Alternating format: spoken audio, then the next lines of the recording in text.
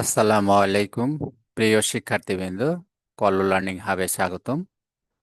তোমরা যারা এর আগে আমার এপিসোডগুলো দেখেছো, আশা করি তোমরা উপকৃত হয়েছো। কারো যদি নতুন কোনো কিছু জানার থাকে, আমার যে রিলেটেড কোর্সগুলো আমি করাই, ফাইন্যান্স, ব্যাংকিং, অ্যাকাউন্টিং, ইংলিশ, এই রিলেটেড যদি তোমাদের কোনো কিছু জিজ্ঞাসা থাকে, ফ্রিলি আমার সাথে যোগাযোগ করতে পারো।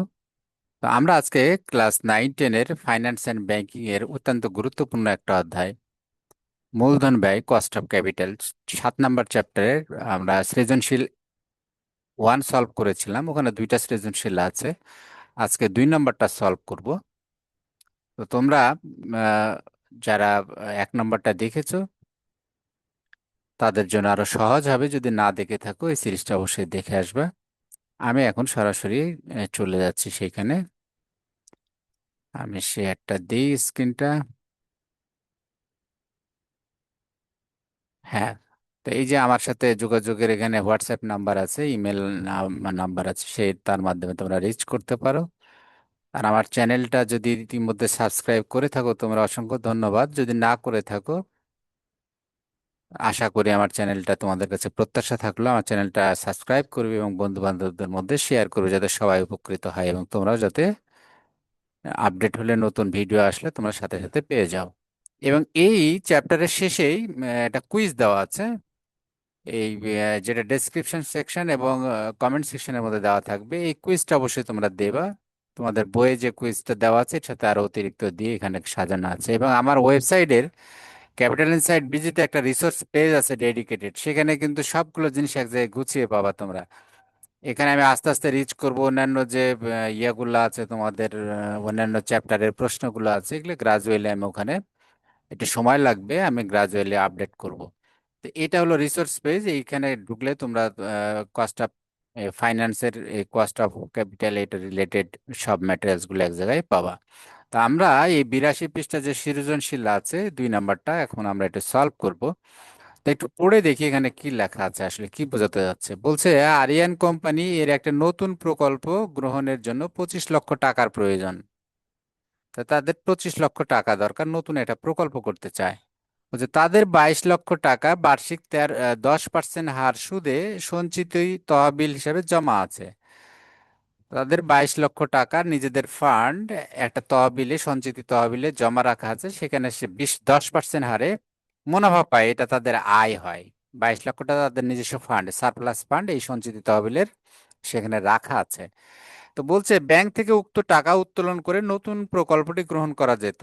যদিও এখানে প্রকল্পটা করতে লাগবে 25 লাখ, আর ওদের ব্যাংকে আছে 22 লাখ। এখানে কিন্তু আর বলে নাই যে 3 লাখ টাকা কিভাবে আসবে। এই যে বইয়ের যে প্রবলেমগুলো এরা লিখেছে, আসলে এগুলো ইনকমপ্লিট। যে বুদ্ধিজীবীদেরকে দিয়ে লেখা, আমি সরি টু সে, আমাকে বলতে বাধ্য হচ্ছে আর কি, যে আমার সীমিত জ্ঞানে আমি অনেক ভুল আছে এই অ্যাকাউন্টিং বই, ফিনান্স বইয়ের মধ্যে অনেক ভুল আছে। তো এইখানে ক্লিয়ার করে নাই যে সে 22 লক্ষ টাকা আছে। ঠিক আছে, তাহলে 22 লক্ষ টাকা সে যদি ভাঙায় নেয়, তাহলে আর বাদ বাকি 3 লাখ টাকা সে কোথা থেকে পাবে? এরকম কোনো ইন্ডিকেশন এর মধ্যে দেওয়া নাই। আচ্ছা, এরপরে বলছে যে কিন্তু কোম্পানি বার্ষিক 13% হারে সুদে 5 বছর মেয়াদে 20 লক্ষ টাকা ব্যাংক ঋণ গ্রহণ করে প্রকল্পটি চালু করে। এখানে একটা কথা বলে ফেললো, সেটা কি? 13% হারে সুদে 5 বছর মেয়াদের জন্য 20 লক্ষ টাকা ঋণ নিয়েছে, নিয়ে প্রকল্পটি চালু করলো। তো চালু করলো ভালো কথা, 22 লক্ষ টাকা তার ছিল নিজস্ব, সেটা সে ভাঙালো না। নিজের টাকা রাখলো, সেটা ফান্ডটা ওখানে ইনভেস্টার নষ্ট করলো না। সে নতুন করে ঋণ নিল 13% হারে 20 লাখ টাকা। তার প্রজেক্ট তো 25 লাখ টাকা, তাহলে আর 5 লাখ টাকা কোথা থেকে আসলো? সেই রকম কোনো ইন্ডিকেশনও পরের দিকে নাই। এবার বলছে আরিয়ান কোম্পানির কর হার 30%। ভালো কথা, এখানে ট্যাক্স রেট দেওয়া আছে 30%। বর্তমানে কোম্পানি 100 টাকা লিখিত মূল্যের 15% অগ্রাধিকার শেয়ার ইস্যু করে। তাহলে অগ্রাধিকার শেয়ারের মুনাফার হার, অর্থাৎ ডিভিডেন্ডের হার হচ্ছে 15%, এবং এইটার মূল্য হচ্ছে 100 টাকা। আবার এখানে বলছে প্রতিটি শেয়ার বিক্রি হতে 500 টাকা পায়। তো এটা হলো একটা গাঁজাখড়ি গল্পের মতো। আমি সরি, আমি এই ল্যাঙ্গুয়েজটা ব্যবহার করা আমার ঠিক হয়নি। 100 টাকা শেয়ার, শেয়ার অগ্রাধিকার শেয়ারের মূল্য কোনোদিন 500 টাকাতে বিক্রি হবে না, এটা কোনো সুযোগই নাই। কারণ ইস্যুর সময়ে কখনো শেয়ারের দাম এত ভ্যারি করে না। হয়তো 100 টাকার জিনিস 90 টাকা হতে পারে, 110 টাকা হতে পারে, বাট 500 টাকা হতে পারে না। এটাও একটা, এই তথ্যটা ইনকনসিস্টেন্ট, মানে সামঞ্জস্যপূর্ণ নয়। এবার বলি এখানে রিকোয়ারমেন্ট গুলো কি দেওয়া আছে। এখন আমরা এখানে যে তথ্যগুলো আছে এর আলোকে আমরা চাবো যে ইয়া করার মতো উত্তরগুলো দেওয়ার। তাহলে স্থির হারে লভ্যাংশ বৃদ্ধি পদ্ধতি কি, এটা সিম্পল একটা ডেফিনেশন চাইছে যে এটা স্থির হারের লভ্যাংশ পদ্ধতিটা কেন, আহ, এই পদ্ধতিটা কি এটা ব্যাখ্যা করতে বলছে। আর সাধারণ শেয়ার মূলধন বা নির্ণয়ের একক পদ্ধতি না থাকার সমস্যা ব্যাখ্যা করো। কারণ সাধারণ শেয়ার আমরা দেখেছি ঋণের যেমন বলে 10% ইন্টারেস্ট, বা এখানে যেমন বলা আছে 13% ইন্টারেস্ট, আবার অগ্রাধিকার শেয়ারের বলা আছে 15% অগ্রাধিকার, 15%, অর্থাৎ ডিভিডেন্ডের হার 15%। কিন্তু সাধারণ যে বিনিয়োগকারী তাদের হারটা বের করে নিতে হয়, এটা বের করা কঠিন। এক একটা নিয়ম আছে, এক এক রকম রেজাল্ট আসে। কারণ কি, যে এইটাতে নির্দিষ্ট কোনো হার নাই। অর্থাৎ সাধারণ শেয়ার হোল্ডারটা যেটা প্রত্যাশা করে কোম্পানি থেকে, যে ফান্ডটা বিনিয়োগ করে যে সে ডিভিডেন্ড পাবে এবং তার গ্রোথ হবে, অর্থাৎ একটা তার শেয়ারের দাম বাড়বে, কোম্পানিরও গ্রোথ হবে, কোম্পানি দিন দিন উন্নতি করবে, তার শেয়ারেরও সেই অনুপাতে দাম বাড়বে। কিন্তু এটা নির্দিষ্ট কোনো যে আগামী বছর কতটা গ্রোথ হবে এটা কিন্তু ক্যালকুলেশন, এটা অনুমান। সে অনুমানে বিভিন্ন পদ্ধতি আছে, যে কারণে এর একক রেজাল্ট হয় না, এক এক পদ্ধতিতে করলে এক এক রকম রেজাল্ট আসে, এটা আসলে অসুবিধা। গয়ে কি বলছে যে আরিয়ান কোম্পানি অগ্রাধিকার শেয়ারের মূলধন ব্যয় নির্ণয় করো। তাহলে এখানে অগ্রাধিকার শেয়ারের মূলধন ব্যয় নির্ণয় করতে হবে, এটা একটু অ্যাকচুয়ালি ক্যালকুলেশন।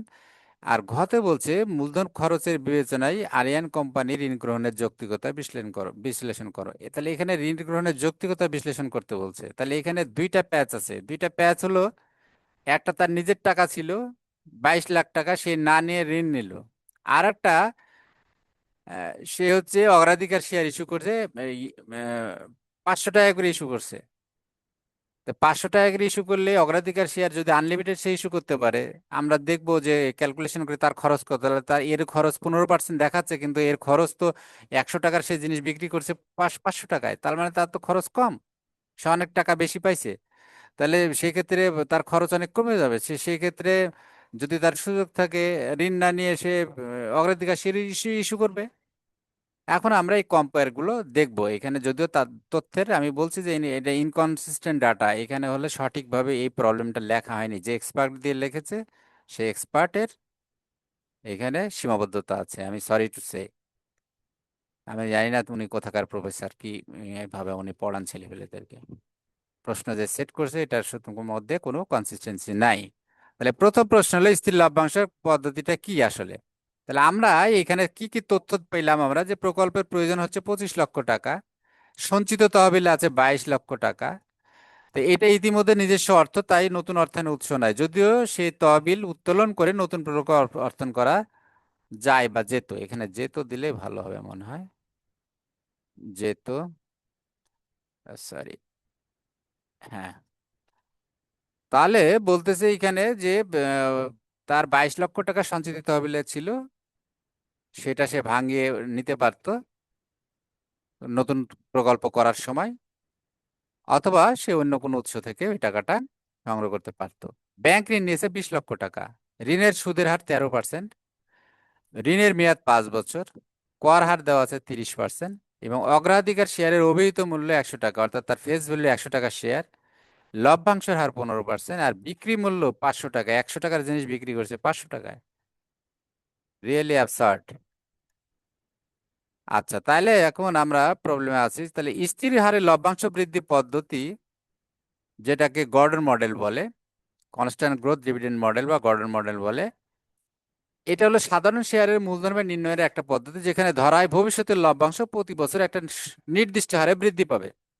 অর্থাৎ কনস্ট্যান্ট গ্রোথ মানে ধরে নেওয়া হয় যে প্রতি বছর একটা কোম্পানি একটা নির্দিষ্ট হারে বৃদ্ধি পাবে, যদি এটা বাস্তবে সম্ভব না, কিন্তু এটা ইন জেনারেল রং রানে এটা কিন্তু একটা গড়ের মতো আর কি, এটা অ্যাভারেজ একটা ধরা হয়। তো এই পদ্ধতিতে এখানে কি ধরা হচ্ছে যে cost of equity, equity equity বলতে মালিকানা মূলধন, অর্থাৎ সাধারণ শেয়ারের যে অংশ সেটাকে আমরা দিয়ে আইডেন্টিফাইড করি। তাহলে এইটার ফর্মুলাটা কি, কনস্ট্যান্ট গ্রোথ মডেলের ফর্মুলা হচ্ছে D1/P0। D1 বলতে নেক্সট ইয়ার আগামী বছরে যে ডিভিডেন্ড দিবে কোম্পানি বা প্রত্যাশা করছে সেইটা। P0 হচ্ছে কারেন্ট মার্কেট প্রাইস, P0 হচ্ছে কারেন্ট মার্কেট প্রাইস, P0 কে আমরা বলি কারেন্ট মার্কেট প্রাইস। আর D1টা হচ্ছে নেক্সট ইয়ারের নেক্সট ইয়ারের ডিভিডেন্ড, প্রত্যাশিত ডিভিডেন্ড। আর জি হচ্ছে গ্রোথ।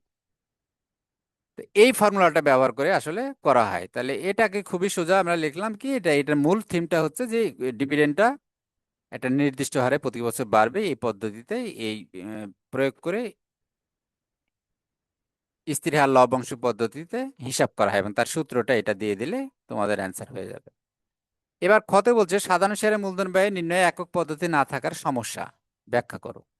তাহলে সাধারণ শেয়ারের মূলধন ব্যয় নির্ণয়ের জন্য আমরা বলছি যে dividend growth model, CAPM model, earnings yield model ইত্যাদি একাধিক পদ্ধতি রয়েছে। ফলে বিভিন্ন পদ্ধতিতে ভিন্ন ফলাফল পাওয়া যায়। কোন পদ্ধতি গ্রহণ করা হবে তা নির্ধারণ করা কঠিন হয়। এটা এক এক কোম্পানি এক একটা ব্যবহার করে। বিনিয়োগ সিদ্ধান্তে বিভ্রান্তি সৃষ্টি হতে পারে। মূলধনের গড় ব্যয় অর্থাৎ WACC নির্ণয়ে পার্থক্য দেখা দেয়, কারণ এক একটা পদ্ধতিতে এক এক রকম ভাবে হিসাব করা হয়, ওইটাতে পার্থক্য হয়। তাহলে প্রকল্প মূল্যায়নের নির্ভুলতা কমে যেতে পারে, অর্থাৎ যদি এটা সঠিকভাবে এই একক পদ্ধতি না থাকার কারণে এবং নির্দিষ্ট কোনো মানে এক এক কোম্পানি এক এক রকম করে বিধায় এক এক রকম রেজাল্ট আসে, এটা হলো একটা অসুবিধা। এবার গত বলছে অগ্রাধিকার শেয়ারের মূলধন ব্যয় নির্ণয় করো। তাহলে এটা অগ্রাধিকার শেয়ারের মূলধন ব্যয় হচ্ছে কেপি। কেপি বলতে কি? কেপি হচ্ছে preference share, cost of preference share. ডিতে ডিভিডেন্ড, এর এর যে ডিভিডেন্ড এটা প্রত্যাশিত বলি না আমরা, কারণ কি এটা নির্দিষ্ট করা থাকে, বলাই থাকে, যেমন এখানে বলা আছে 15% ডিভিডেন্ড অগ্রাধিকার শেয়ার, এই জন্য আমরা D1 ব্যবহার করি না। D1 হচ্ছে নেক্সট বছরের। আর এনপি হচ্ছে ওটা নেট প্রাইস, অর্থাৎ কত টাকা সে বিক্রি করলো। তাহলে এইখানে আমরা দেখলাম যে বার্ষিক ডিভিডেন্ড 15% বলা আছে, তার মানে কত? 100 টাকাতে 15% করলে, তার যেহেতু বলা আছে অভিহিত মূল্য 100 টাকা, আমরা দেখে আসছি এর আগে যে দেওয়া আছে এখানে, এই যে দেওয়া আছে অভিহিত মূল্য কত, 100 টাকা। আর হলো লভ্যাংশের হার 15%, তাহলে 100-র সাথে 15 গুণ করে 15 টাকা হয়, 100 টাকাতে লাভ। তাহলে লাভ কত দিচ্ছে? লাভ দিচ্ছে 15 টাকা। 100 টাকাতে 15 টাকার বিক্রয় মূল্য কত করলো? 500 টাকা। তাহলে কস্ট এটা সোজা, কস্ট অফ প্রিফারেন্স শেয়ার হলো কত টাকা লভ্যাংশ দিচ্ছে এবং কত টাকাতে শেয়ার বিক্রি করে পাইলো। তাহলে লভ্যাংশ দিল 15 টাকা 100 টাকা শেয়ারে, আর 100 টাকা শেয়ার বিক্রি করছে 500 টাকায়। তাহলে তার খরচ হয়েছে মাত্র 3%। অগ্রাধিকার শেয়ারের মূলধন ব্যয় 3%। এটাই আমি বললাম যে এটা আসলে বাস্তব জীবনে অ্যাবসার্ড, কখনো এরকম হয় না। এই এই বিক্রয় মূল্য যে প্রাইসটা 500 টাকা দিচ্ছে, এটা অ্যাবসার্ড। এটা 110 টাকা হতে পারে, 90 টাকা হতে পারে, এর কাছাকাছি হবে অভিহিত মূল্যের। এত 400% প্রিমিয়াম কখনো এটা সম্ভব না বাস্তবে। কাজে এই প্রশ্ন যারা সেট করছে এটা অবান্তর প্রশ্ন সেট করছে, তাই তাদের ইয়ার সীমাবদ্ধতা আছে অনেক, নলেজের, ফিনান্সের। আই এম শিওর যে এটা ফিনান্সের কোনো টিচার প্রফেসর এটা করে নাই, এটা অন্য কোনো ডিসিপ্লিন, হয়তো অ্যাকাউন্টিং বা ম্যানেজমেন্টে যারা পড়ে তারা করছে এটা, সেই রকম প্রফেসর দিয়ে করাইছে। কোনো ফিনান্সের প্রফেসর এইভাবে করতে পারে না এই প্রশ্ন। তো এটা ছিল তাহলে কস্ট অফ অগ্রাধিকার শেয়ারের, পেলাম আমরা 3%। এবার মূলধন খরচের বিবেচনায় ঋণের যৌক্তিকতা কি? তাহলে ঋণ আমরা দেখলাম যে ঋণ গ্রহণ করছে তাহলে 13%, তাহলে ট্যাক্স আছে 30%। আমরা জানি ঋণের যে ইয়াটা, ব্যয়টা, অর্থাৎ ঋণের যে ইন্টারেস্ট, এটা কিন্তু যখন ট্যাক্স হিসাব করা হয়, ট্যাক্সটা ওই ইয়ার থেকে, কোম্পানির যে লাভ হয় লাভের থেকে এই খরচটা আবার বাদ দেওয়া হয় খরচ হিসেবে। এই ইয়ার টাকাটা, ইন্টারেস্টের টাকা, সুদের টাকাটা বাদ দেওয়ার পরে যে টাকাটা থাকে তারপর ট্যাক্স হয়, অর্থাৎ একটা ট্যাক্স। তার মানে কি, ঋণ যদি না নিত তাহলে ওই পুরো টাকাটা, যে টাকাটা ট্যাক্স দিচ্ছে কোম্পানি, ওই পুরো টাকা সুদ দিচ্ছে, পুরো টাকাটাই তাকে ট্যাক্স হিসেবে দিতে হতো যদি এটা মালিকের টাকা হতো। এই জন্য যে নিজের টাকা থাকলেও ট্যাক্স নেয়, এই ঋণ নেয়, এই কারণে এটা যে ইনকাম ট্যাক্স কম হয়। তে- তাহলে ইনকাম ট্যাক্স কত? 30%। তাহলে 30% এক থেকে বাদ দিলে 70% হয়, তার মানে 70% দিয়ে 13% গুণ দিলে হয় 9.10। অর্থাৎ ঋণ নিলে ঋণের অ্যাকচুয়ালি প্রকৃত খরচ হচ্ছে এই ইয়ার পরে ট্যাক্সের সুবিধাটা বাদ দিলে 9.10, যদিও দেখা যাচ্ছে 13% হারে সে ঋণ নিছে, কিন্তু অ্যাকচুয়ালি যেহেতু ট্যাক্স বেনিফিট পাচ্ছে এই জন্য তার অ্যাকচুয়াল খরচ 9.10। তাহলে ঋণের কর পরবর্তী মূলধন ব্যয় পাইলাম আমরা 9.10, আর অগ্রাধিকার শেয়ারের মূলধন ব্যয় আমরা একটু আগে ক্যালকুলেশন করে আসলাম 3%। তাহলে তুলনা কি, যে ঋণের মূলধন ব্যয় 9.10% আর অগ্রাধিকার শেয়ারের মূলধন ব্যয় 3%। তাহলে যেহেতু 3% 9.1%-এর চেয়ে কম, তাই মূলধন ব্যয়ের দৃষ্টিকোণ থেকে অগ্রাধিকার শেয়ার ইস্যু করা ঋণ গ্রহণের তুলনায় অধিক সাশ্রয়ী। আবার যদি এটা এক সাইড, যদি এখানে ইয়া দিয়ে করে অগ্রাধিকার শেয়ার থেকে ইস্যু করলে পারা সবচেয়ে ভালো। আর না হলেও বলছে 10% হারে সঞ্চিত তহবিল ভাঙানোর পরিবর্তে 13% হারে ব্যাংক ঋণ নিয়ে প্রকল্প করা সাশ্রয়ী, কারণ কর পরবর্তী ঋণের খরচ 9.10%, যা প্রাপ্ত সুদের হারের চেয়ে কম। প্রাপ্ত সুদ কত, 10% হারে সে সঞ্চিত তহবিল থেকে সে এখন বেনিফিট পাচ্ছে যেখানে রাখছে সে। আর ঋণ নিলে তার খরচ হচ্ছে ট্যাক্স বাদ দেওয়ার পর 9.10%। তাহলে এই বিবেচনাতে তার ঋণ নেওয়ার যুক্তি আছে 9.10, এই ভাঙানোর পরিবর্তে। আবার এই ঋণের পরিবর্তে আবার নেওয়ার সুবিধা কি, সুবিধা অগ্রাধিকার শেয়ার ইস্যু করা সুবিধা। তাহলে উপসংহারে আমরা বললাম যে শুধুমাত্র মূলধন খরচ বিবেচনা করলে ব্যাংক ঋণ গ্রহণ যৌক্তিক নয়, কারণ ঋণের কর পরবর্তী ব্যয় 9.10%, অগ্রাধিকার শেয়ারের মূলধন ব্যয় 3% অপেক্ষা বেশি। তাই এই তথ্য অনুযায়ী অগ্রাধিকার শেয়ারের মাধ্যমে অর্থায়নই অধিক লাভজনক ও যুক্তিযুক্ত। তো এই ছিল আলোচনা। আশা করি তোমাদের ভালো লেগেছে। আর আবারও বলি, তোমাদের এর পরের নতুন এপিসোড গুলো হবে বিভিন্নভাবে, আমি আরো এটাকে এনরিচ করব। তোমরা আমার চ্যানেলটা যদি বাই দিস টাইম সাবস্ক্রাইব করে থাকো অসংখ্য ধন্যবাদ, না করে থাকলেও করবে, এটুকু আশা তোমাদের প্রতি রইল। Thank you very much. আবার কথা হবে নেক্সট এপিসোডে অন্য প্রবলেম নিয়ে। আল্লাহ হাফেজ।